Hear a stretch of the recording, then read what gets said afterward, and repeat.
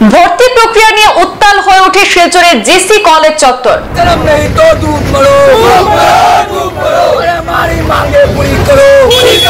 ছাত্রছাত্রীদের ধর্ণা এবং বিক্ষোভে একসময় চাঞ্চল্যকর পরিস্থিতি তৈরি হয় কলেজ ক্যাম্পাসে। ছাত্র সংগঠন এবিপিপির সদস্য এবং কলেজের ছাত্রছাত্রীদের স্লোগানে আকাশ বাতাস মুখরিত হয়ে ওঠে। অবশেষে পরিস্থিতি নিয়ন্ত্রণে আনতে জিসি কলেজ চত্বরে পৌঁছাতে হয় পুলিশ এবং জেলা প্রশাসনকে। শিলচর জিসি কলেজে ছাত্র ভর্তি প্রক্রিয়ায় শাখা ভিত্তিক গুগল ফর্ম ফিল আপ করে টোকেনের মাধ্যমে ছাত্রছাত্রীদের আবেদন করার জন্য নোটিশ প্রদান করা হয়েছিল বলে জানা যায়, কিন্তু এতে পড়ুয়াদের পার্সেন্টেজ নিয়ে গতকাল থেকে কিছু বিক্ষিপ্ত ঘটনার সৃষ্টি হয়। আজ শনিবার ছাত্র সংগঠন এবিপিপি সহ কলেজের অন্যান্য পড়ুয়ারা ভর্তি প্রক্রিয়া চলাকালীন সময়ে কলেজে প্রবেশদ্বারে তালা ঝুলিয়ে তীব্র প্রতিবাদ সাব্যস্ত করে। পড়ুয়াদের ধর্ণা এবং বিক্ষোভ প্রদর্শনে জিসি কলেজ চত্বরে একসময় উত্তাল পরিস্থিতির সৃষ্টি হয়। টানা দীর্ঘক্ষণ ছাত্রছাত্রীরা তাদের বিভিন্ন দাবি দাওয়া নিয়ে স্লোগান এবং বিক্ষোভ প্রদর্শনের মাধ্যমে কলেজ চত্বর মুখরিত করে তোলে। ছাত্রছাত্রীদের অসন্তোষ মনোভাব প্রত্যক্ষ করে কলেজ কর্তৃপক্ষ এদিন কিছু সময়ের জন্য সেই ভর্তি প্রক্রিয়া স্থগিত করে দেন এবং জেলা প্রশাসন সহ পুলিশ বিভাগকে তড়িঘড়ি খবর দেওয়া হয়। এদিকে খবর পেয়ে প্রশাসনিক আধিকারিকরা কলেজে পৌঁছালে ছাত্র সংগঠন এবং পড়ুয়াদের সঙ্গে নিয়ে জিসি কলেজ প্রশাসনের এক বৈঠক অনুষ্ঠিত হয়।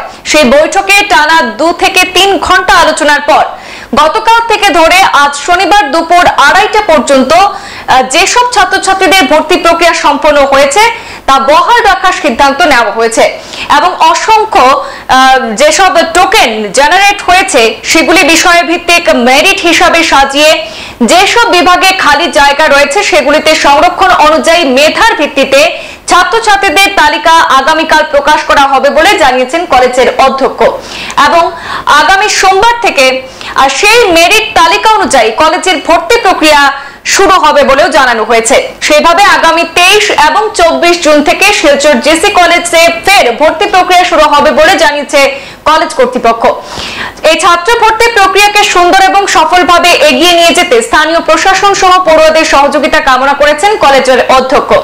এদিকে প্রশাসনের উপস্থিতিতে আয়োজিত আজকে বৈঠকের মাধ্যমে নেওয়া সিদ্ধান্তকে সমর্থন জানিয়ে এবিপিপি সহ কলেজের পড়ুয়ারা তাদের আন্দোলন প্রত্যাহার করে কলেজ কর্তৃপক্ষ এবং প্রশাসনকে ধন্যবাদ জ্ঞাপন করেছেন। অবশেষে এবিপিপির তরফ থেকে আমরা ম্যাডাম তারারে স্যার তারারে মেমোরেন্ডাম দেওয়া হয়েছে। ঠিক আছে, আমরা মেনশন করছিলাম যে আমরা কিছু ডিপার্টমেন্টে সায়েন্স আর্টস কমার্সের মধ্যে সিট বানাইলে তো সিট বসবে।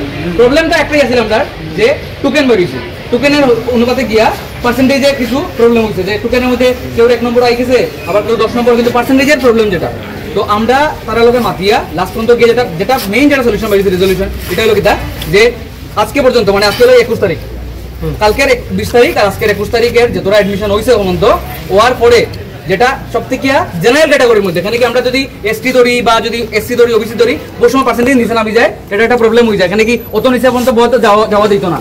তো জেনারেলে সবথেকে লাস্ট যেটা এডমিশন হইছে মানে আনরিজার্ভের মধ্যে এটার থেকে উপরে যতটা এডমিশন হইছে না যারা পার্সেন্টেজ উপরে থাকবো তারা লইয়া ম্যাডাম তারা মানে স্যার তারা মানে পরে দিকে সিট বানালে গিয়া নোটিশ দেওয়া হইব এবং তারা অ্যাকোমোডেট করে এডমিশন দেওয়া হইব। তারা লেখা আছে একটু পরে নোটিশ বাইরিব। এটা জাস্ট ফর ফার্স্ট রাউন্ড আর সেকেন্ড রাউন্ডের আজকে এই 2 রাউন্ডের মধ্যে যারা যদি কেউ সাপোজ 60% পাইছে একটা ডিপার্টমেন্টে ম্যাথমেটিক্স বললাম এর 70% কেউ পাওয়া স্টুডেন্ট যে এডমিশন পাইছে না টোকেন ফিসে আসলো করিয়া তারার লাগি আবার সিট তারা বাড়ানি হইব, তারা এই সিটের মধ্যে অ্যাডজাস্ট করানি হইব। এটা তারা প্রিন্সিপাল স্যারেও কইছেন, ডিস্ট্রিক্ট অ্যাডমিনিস্ট্রেশন সহ এই জিনিসটা তারা একটা ডিসিশনে পড়ছে। আর যে টোকেন আছে ওইটা চলবে, এই টোকেন আজকে 12টা পর্যন্ত আসলো অতটুক শেষ। এখন আর টোকেন সিস্টেম না, এখন টোকেন মেরিট পার্সেন্টেজ যত বেশি এর থেকে মেরিট লিস্ট বন্ধ হবে। আচ্ছা দাদা জিসি কলেজের লাগিয়া 50% এটা হয়েছে, জিসি কলেজের 50% আর বাকিরা আজকে তো 50 to 40 আসলো। আমি কই এই জিনিসটা আজকে কি করি নেক্সট যে অতটা সিট তো মানে পাবেন না, একটা লিমিট তো বুঝতে লাগবে। তখন আমার চয়েস ডিপার্টমেন্ট ভাইমুনি তো চয়েস ডিপার্টমেন্টের কথা ওটাই যে সাপোজ যদি 60% পাওয়া ওই ডিপার্টমেন্টে যদি পাইয়া থাকছে এর উপরে যদি কেউ পাইয়া থাকছে না তো হে পাইবো, বাট হে যদি এত কম পার্সেন্টেজ হইয়া থাকছে তো হে পাইতো না এই জিনিসটা। কেন আমরা একটা আলটিমেটলি আনলিমিটেড সিট তো বাড়াইতে পারতাম না, ওইটাই কথা। আর জিসি কলেজের স্টুডেন্টের লাগি 50% সিট রিজার্ভ রইব, বাট যেটা ডিপার্টমেন্ট যেটা যে এটা ডিপার্টমেন্ট অথরিটিজে আর স্টুডেন্টে মিলিয়ে বাইর করতে। এটা তুমি কোনো সিলেক্টিভলি করতে পারছ না যে আমি এই সাবজেক্ট যেটা দিয়া ওই ডিপার্টমেন্টে এখন আমি করতে পারতাম না যে এখানের মধ্যে আমি 40% লেখেন ফিজিক্স পড়তেই লাগবো। স্ট্রিম ওয়াইজ আমরা গুগল ফর্ম আমরা নোটিশে দিয়েছিলাম, সেই গুগল ফর্ম ছাত্রদের মানে ফিল আপ করতে হবে এবং ফিল আপ করার সঙ্গে সঙ্গেই তার ইমেইলে একটা টোকেন নাম্বার যাবে এবং সেই টোকেন অনুযায়ী সে মানে গতকাল থেকে শুরু হয়েছে, সে এসে তার অ্যাডমিশনের জন্য তার মানে দাঁড়াবে। তো গতকাল দেখা গেছে সেই টোকেন নাম্বার নিয়ে অ্যাডমিশন হয়েছে, মাঝে মাঝে কিছু বিক্ষিপ্ত ঘটনা ঘটেছিল, কিন্তু তা সত্ত্বেও গতকাল অ্যাডমিশন হয়েছে।